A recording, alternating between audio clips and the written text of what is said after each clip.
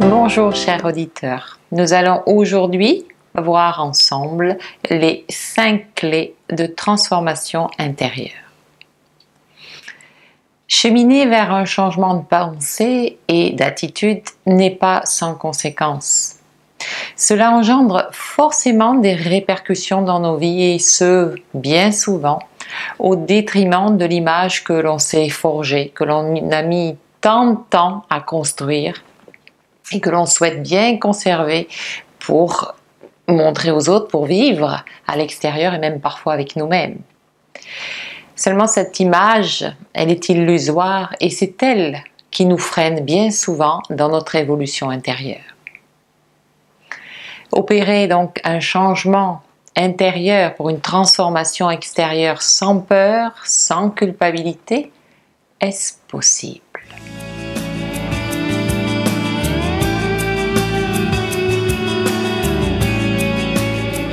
Il y a bien sûr des étapes indispensables et incontournables pour opérer ce changement qui a pour but de vous mener vers un épanouissement, votre autonomie et la réalisation de soi.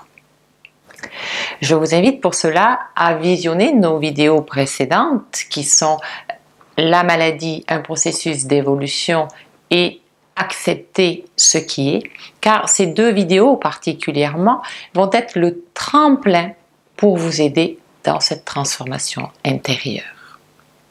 La première étape consiste à prendre conscience de nos croyances et de nos schémas de pensée qui, en fin de compte, nous limitent dans notre évolution.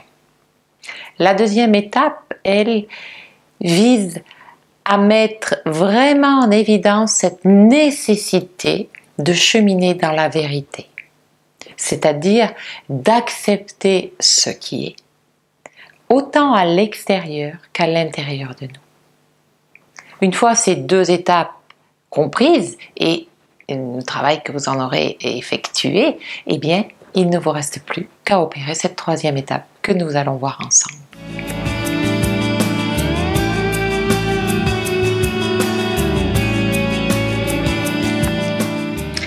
Vous savez maintenant que les peurs sont nos pires ennemis. Elles nourrissent notre mental, elles favorisent le développement de notre ego et au final nous sclérosent et nous enferment dans une forme de léthargie qui petit à petit éteint la flamme de notre être intérieur.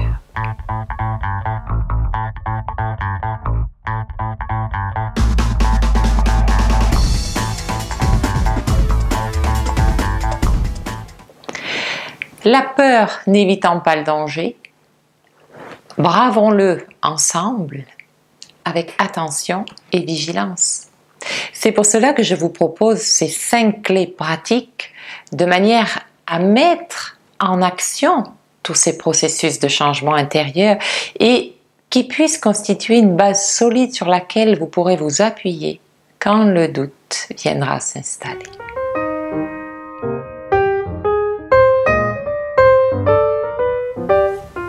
Cette première clé va nous permettre de prendre conscience de l'importance d'agir pour soi.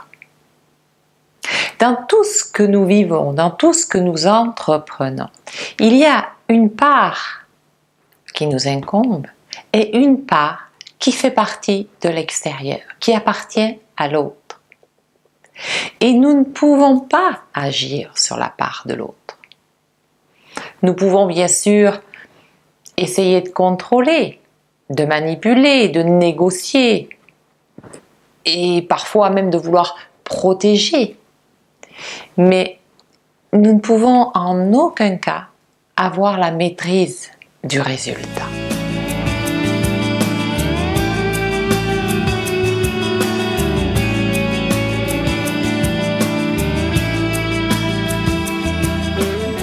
Et c'est bien pour cela que nous vivons très souvent des états émotionnels comme la frustration, la colère, l'amertume. En tout cas, que nous conservons et que nous vivons très souvent avec cette souffrance en nous.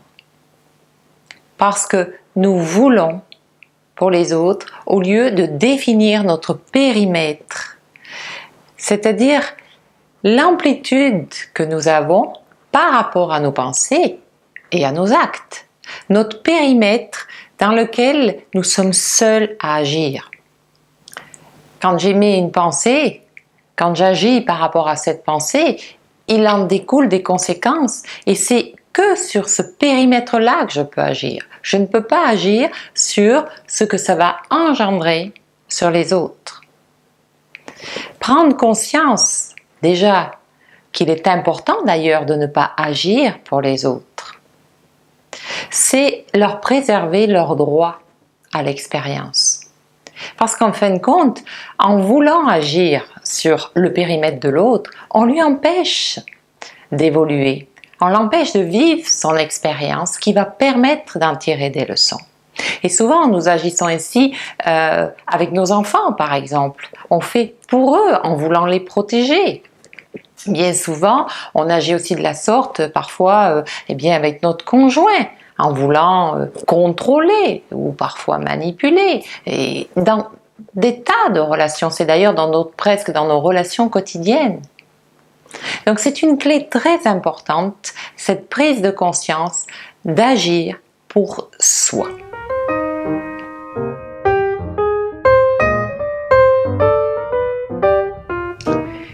Dans cette deuxième clé qui consiste à se donner la priorité, elle va forcément découler de la première. À partir du moment où on a pris conscience qu'il était important d'agir pour soi, il devient une nécessité de se donner la priorité. Alors, je sais que en exprimant cette phrase, en disant que l'on doit se donner la priorité, ça peut faire réagir beaucoup de personnes qui vont dire « mais c'est pas bien, c'est égoïste que de se donner la priorité ». Mais on pourrait aussi se poser la question de savoir pour qui c'est égoïste et pourquoi. En quoi c'est bien, en quoi c'est mal. Vous pourrez observer ou prendre maintenant l'habitude d'observer les personnes qui vous disent que vous êtes égoïste. Très souvent, vous apercevrez que n'est pas égoïste celui qu'on croit. Si par exemple, dans un couple, il y en a un des deux qui émet à un moment donné l'envie d'aller au cinéma, mais l'autre a décidé de passer plutôt sa soirée en train de lire un livre. Forcément, il y a un désaccord. Et peut-être donc l'épouse qui avait envie d'aller au cinéma va commencer à négocier. Et puis s'il y a résistance, opposition ferme de la part de son mari, eh bien, elle va vivre de la colère, de la contrariété. Et peut-être qu'elle va finir par lui lâcher, mais t'es égoïste, tu penses qu'à toi. Mais êtes-vous sûr que c'est vraiment l'époux qui est égoïste parce qu'il a envie de lire son livre, ou bien c'est la personne elle-même qui, parce qu'elle n'obtient pas ce qu'elle veut, renvoie à l'autre l'image de son propre égoïsme? Serait-il pas mieux, par exemple, d'exprimer l'envie d'aller au cinéma tout en écoutant ce que la personne va lui dire, donc là en l'occurrence son époux, qui lui va aussi exprimer son désir du moment, et qu'ensemble à ce moment-là, ils cherchent la solution. Ce qui fait que de chacun de leurs attentes, eh bien, ils vont chercher à aboutir à une entente commune. Et là, il n'y aura effectivement pas d'égoïsme, mais il y aura plutôt un cheminement pour savoir se donner sa priorité. C'est-à-dire pour le mari de respecter, de se respecter dans son envie de lire, et l'épouse aussi de se respecter dans son envie de sortir, mais que chacun ait pu, en délimitant son espace, respecter l'autre et agir. Donc se donner la priorité, c'est choisir de manière à répondre aux besoins de son âme. C'est agir en âme et conscience et en assumer bien sûr les conséquences, les responsabilités. Donc ça ne veut pas forcément dire satisfaire nos plaisirs ou nos envies du moment. Se donner la priorité, c'est agir en réflexion, en mesurant les actes qui vont en incomber.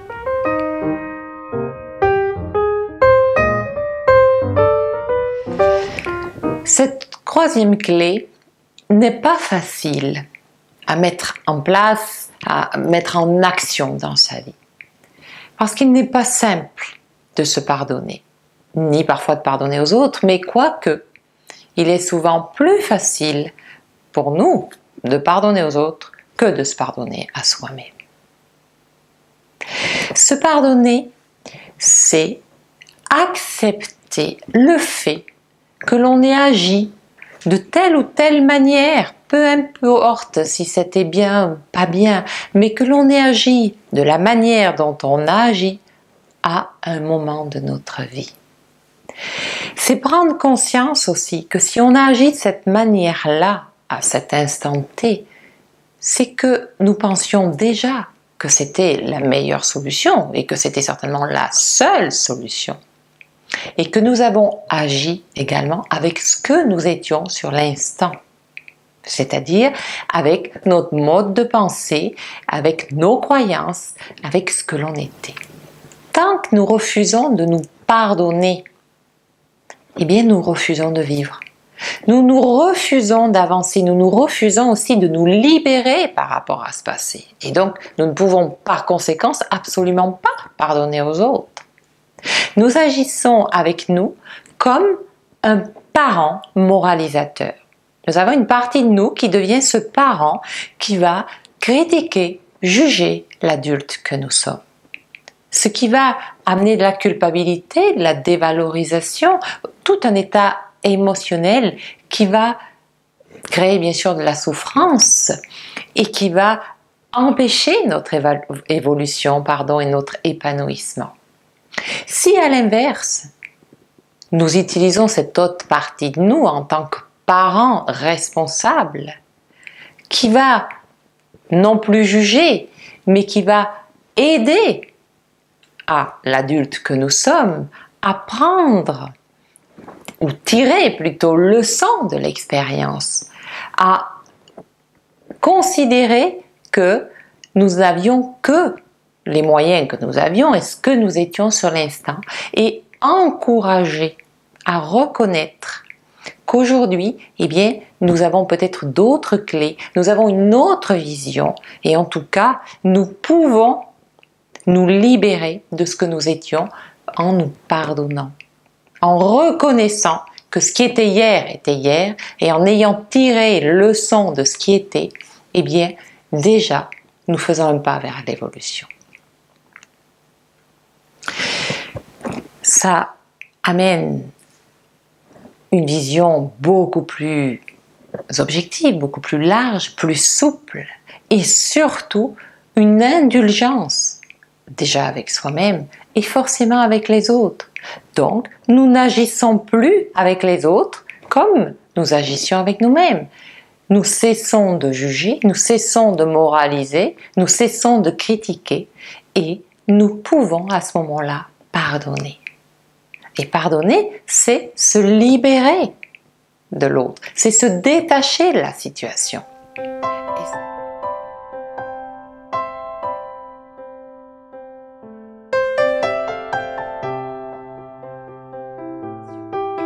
Et c'est une clé extrêmement importante dans l'évolution de notre croissance intérieure. Tant qu'on reste attaché au passé, tant qu'on ne pardonne pas ce que les autres nous ont fait ou ce que nous avons fait aux autres ou des situations que nous avons vécues, nos choix que nous avons pris, peu importe le résultat, eh bien, nous ne pourrons pas progresser. Cette troisième clé est donc extrêmement importante dans la continuité de ce chemin.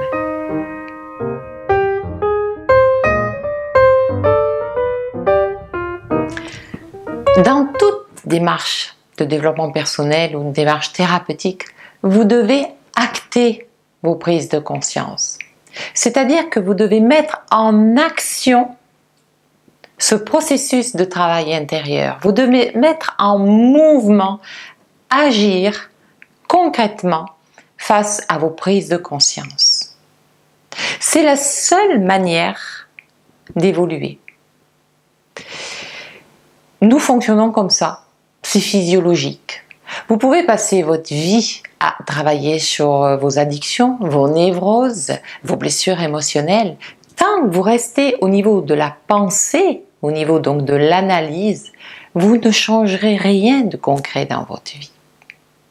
Parce que nous sommes constitués ainsi dans au niveau de notre métabolisme, dans notre physiologie. Nous enregistrons tout ce que nous vivons au travers de nos sens. Ça veut dire quoi? Ça veut dire que nous enregistrons et que nous tirons le son, enseignement, au travers de ce que l'on vit, au travers de l'expérience, donc du vivant. Et le vivant, c'est le mouvement. Ça aussi, c'est très important à comprendre. Vous pouvez prendre l'image, par exemple, de l'ordinateur. Vous avez des données qui sont enregistrées dans votre ordinateur. Vous pouvez ouvrir certaines données, changer, retaper, par exemple, votre texte. Mais si vous n'actionnez pas le changement par un nouvel enregistrement, eh bien, si vous éteignez votre ordinateur et que vous le rallumez, vous aurez perdu tout ce que vous avez changé. Pourtant, vous avez changé des choses, mais vous ne les avez pas changées de manière concrète en enregistrant. Eh bien, c'est pareil pour nous. Nous pouvons prendre conscience des choses et d'ailleurs très souvent, les gens vous disent, moi j'entends souvent les personnes me dire mais ça fait des années que je travaille là-dessus, ça n'a rien changé dans ma vie ou au contraire mais tout ça je le sais, mais je sais. Ça veut dire beaucoup de gens qui disent mais je sais tout ça, je le sais. Oui mais t'en fais quoi? Donc poser des actes concrets vont vous aider à déjà enregistrer ces nouvelles visions, parce que vous avez enregistré à un moment une croyance, une pensée qui est devenue donc un fonctionnement automatique, mais celui-ci ne changera pas tant que vous n'actionnerez pas une nouvelle pensée, c'est-à-dire que dans votre travail thérapeutique, vous aurez pris conscience que cette croyance n'est plus bonne pour vous, eh bien il vous faudra poser un acte conséquent à cette nouvelle croyance. Si vous avez un sentiment de dévalorisation et que dans votre travail de démarche personnelle, vous avez pris conscience que ce sentiment de dévalorisation était lié à votre mode éducatif, vous avez réussi certainement donc à transformer au niveau de votre analyse, à prendre conscience que cette valeur, c'est vous seul qui pouvez vous la donner et que vous l'avez au travers de ce que vous êtes dans votre activité professionnelle ou dans votre entourage. Vous avez pris conscience de certaines choses. Mais maintenant, il va falloir ancrer ça au niveau de vos cellules. Il va falloir que vous donniez une nouvelle information dans votre cerveau limbique, dans votre mémoire, pour que celle-ci transmette l'information réelle dans votre manière d'agir, donc ça se verra à l'extérieur, et dans votre manière de penser.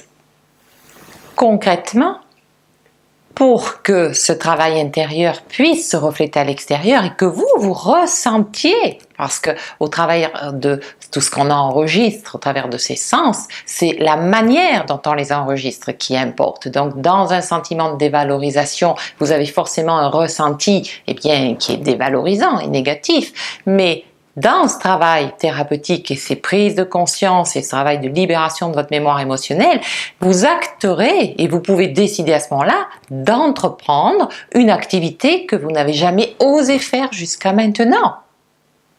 Osez braver effectivement ces peurs, posez votre action en choisissant de démarrer cette activité qui répond à votre besoin personnel, dans laquelle vous allez pouvoir vous donner la priorité et qui va développer en vous en plus un ressenti positif. Voilà ce que c'est que poser un acte concret lors d'une démarche personnelle de croissance.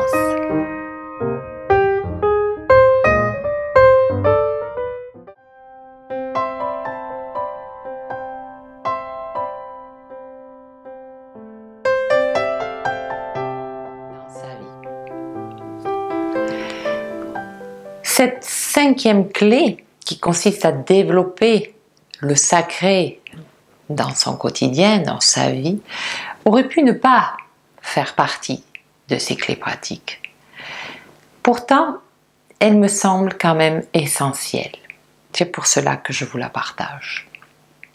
Quand on décide d'entreprendre une transformation en nous, quelle qu'elle soit, dans notre manière de penser, dans notre manière d'agir, dans notre alimentation, dans nos relations, nous grandissons.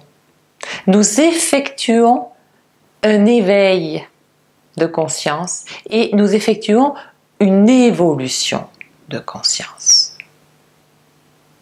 Alors, le fait, quand je vous parle de grandir et d'évoluer, ne veut pas dire que nous devenons supérieurs aux autres. Il n'y a pas de question de supérieur ou d'inférieur parce que j'ai telle croyance ou que j'adhère à telle vision de la vie, mais plutôt voir une notion de différence. Nous développons une vision différente.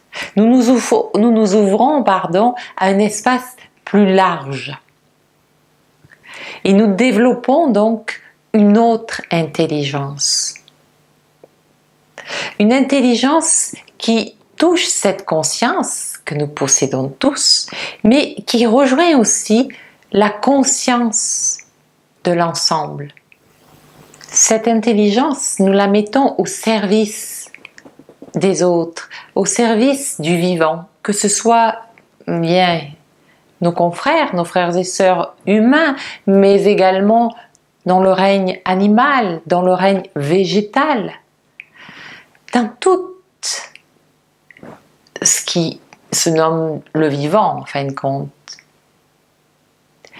Lorsque nous développons cette vision différente, nous développons une autre partie de nous qui se nomme la conscience.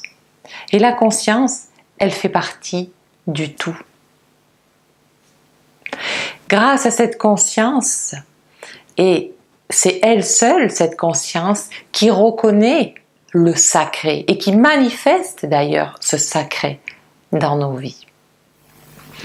Nous ne cherchons plus alors à rivaliser, à performer, à contrôler, à posséder, à juger.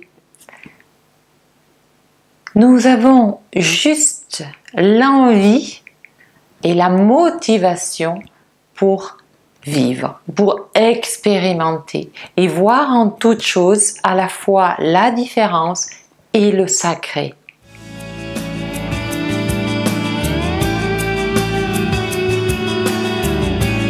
Voilà, vous avez maintenant vos 5 clés pratiques de transformation intérieure. C'est à vous d'agir. Je sais toutefois que ce n'est pas toujours simple d'entreprendre cette démarche et surtout de poser des actes concrets.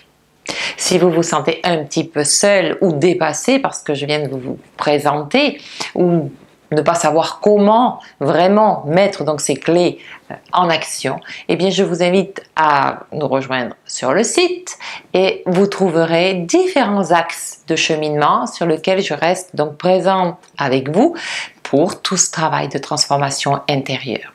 Ceci se fait à distance, au travers de mails, au travers donc d'un échange écrit, mais qui peut aussi être téléphonique, qui peut se faire de différentes manières, et au travers d'exercices, etc. Tout ceci est quand même concret et vous permet de réellement entreprendre cette transformation intérieure.